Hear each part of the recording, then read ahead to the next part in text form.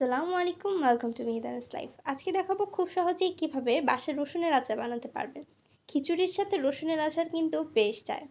রসুনের আচার বানানোর জন্য প্রথমে আমি রসুনের কোয়া ছাড়িয়ে নিয়েছি, হাফ কেজির মতো রসুন নিয়ে নিয়েছি। এরপর যে মশলাগুলো লাগছে সেগুলো হচ্ছে শুকনো মরিচ, কালো জিরা, মৌরি, রাঁধুনি, জিরা, ধনিয়া, সরিষা আর লবঙ্গ।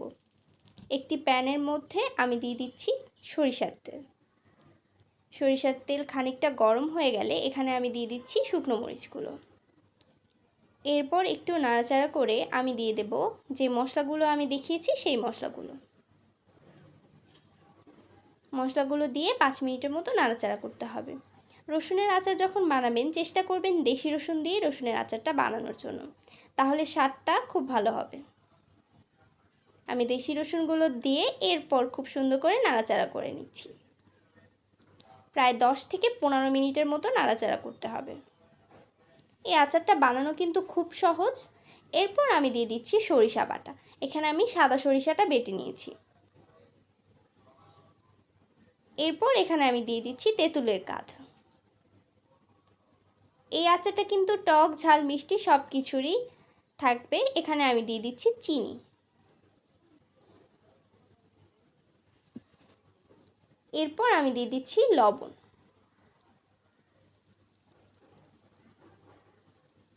কিছুক্ষণ আবার আমি নাড়াচাড়া করে নিচ্ছি। রসুনের আচারটা কিন্তু বারবার রোদে দেওয়ারও ঝামেলা নেই।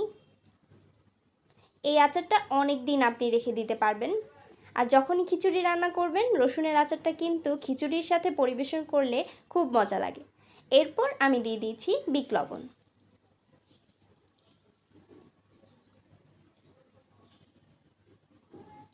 এরপর কিছুক্ষণ নাড়াচাড়া করে আমি দিয়ে দিচ্ছি একটু ভিনেগার। ভিনেগারটা দিয়ে এরপর আমি একটু সুন্দর রং হওয়ার জন্য হলুদের গুঁড়ি দিয়ে দিচ্ছি। হলুদের গুঁড়িটা দেওয়ার কারণে আমার আচারের রংটা খুব ভালো আসবে। এরপর আমি দিয়ে দিচ্ছি পাঁচফোড়ন।